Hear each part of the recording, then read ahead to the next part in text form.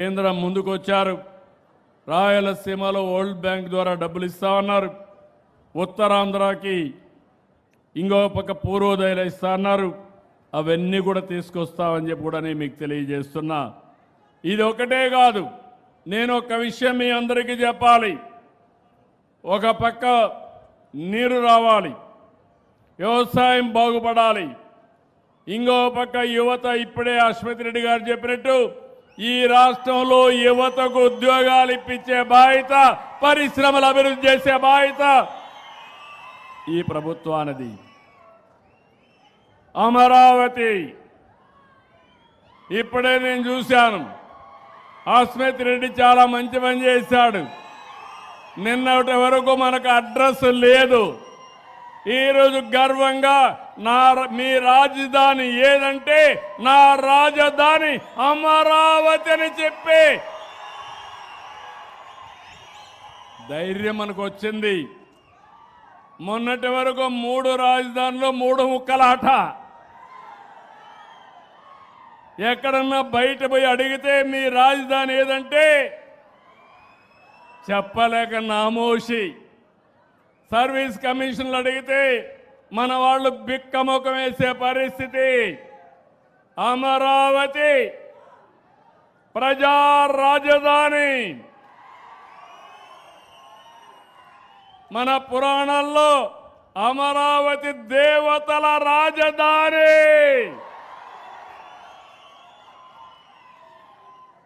అలాంటి రాజధాని ఒకటే మీకందరికీ విజ్ఞప్తి చేస్తున్నా, తెలుగు ఆంధ్రప్రదేశ్ రాష్ట్రానికి ఒకే రాజధాని, అదే అమరావతి.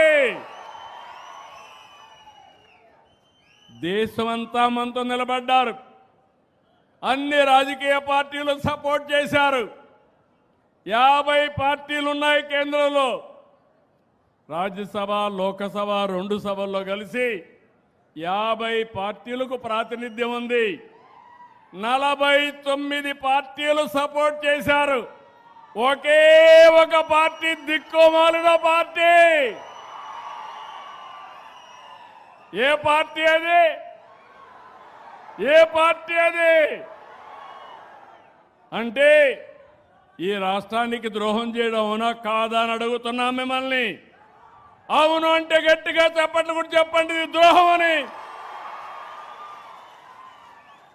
అది అయితే మొన్న మాట్లాడుతూ మ్యావిగన్ అంట.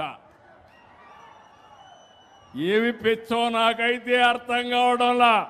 పిచ్చ ముదిరింది. అంటే అమరావతి పేరు చెప్పలేకపోతే ఇంట్లో పడుకోవచ్చు, కానీ దేవతల రాజధాని ఎవడైనా ఆ పేరు 10 సార్లు చెప్తే మీకు కూడా పుణ్యం వస్తుంది. అలాంటి రాజధానిని పేరు చెప్పడానికి ఇష్టం లేకుండా మ్యావిగన్ అంటున్నాడు. అదేంటో నాకు అర్థం కాదు. మీకు అర్థమైందా? మీకు మ్యావిగన్ కావాలని అడుగుతున్నా. వద్దు అంటే గట్టిగా చెప్పట్లు కూడా చెప్పండి కరెక్ట్ కాదని. అందుకే నేను మిమ్మల్ని అందరినీ ఒకటే అడుగుతున్నా.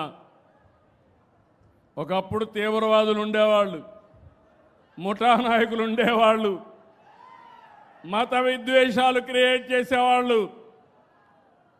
ఏదైతే మొన్నే మీరు చూశారు ఎలాంటి వాళ్ళంటే బాబాయిని చంపి నా చేతిలో కత్తి పెట్టేవాళ్ళు. ఇది చూసినప్పుడు ఏం చెప్పాలో నాకైతే అర్థం కాదు. ఇప్పుడు అమరావతి బాగా పనులు అవుతా ఉంటే, ఊపందుకుంటే, రాష్ట్రంలో అభివృద్ధి అవుతా ఉంటే చూసి సహించలేక ఫ్రస్ట్రేషన్లో అవినీతి జరిగిందని మాట్లాడతాడు. నేను ఒకటే మీకు గుర్తుపెట్టుకోండి, ఈరోజు ఆంధ్రప్రదేశ్ రాష్ట్రాన్ని 2047కి ప్రపంచంలోనే ఒక అగ్ర రాష్ట్రంగా తెలుగు జాతి నెంబర్ 1 జాతిగా తయారు చేసే బాధ్యత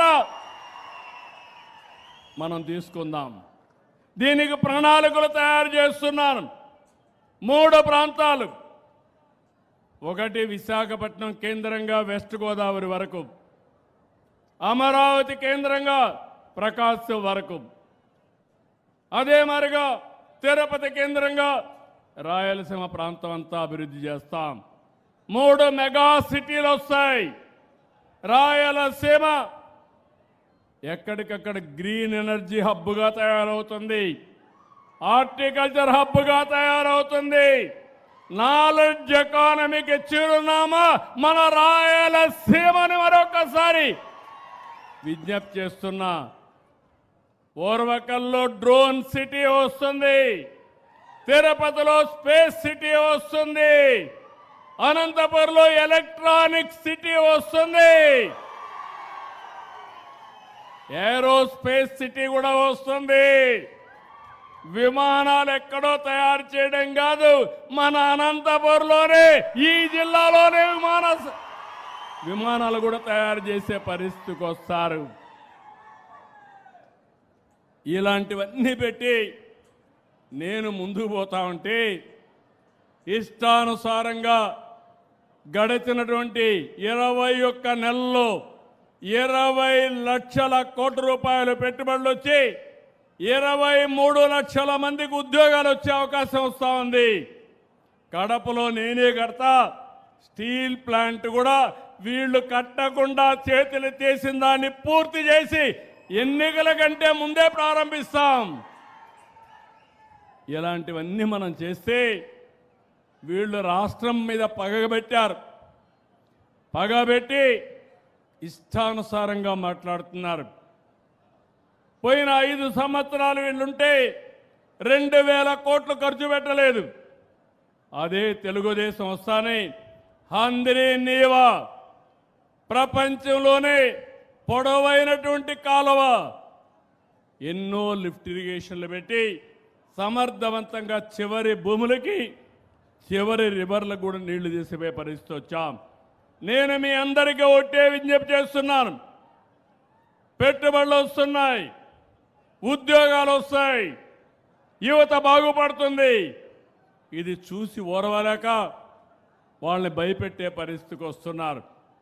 అమరావతి వస్తుంది, విశాఖపట్నం అభివృద్ధి అవుతుంది, తిరుపతి అభివృద్ధి అవుతుంది, ప్రతి జిల్లా అభివృద్ధి అవుతుంది.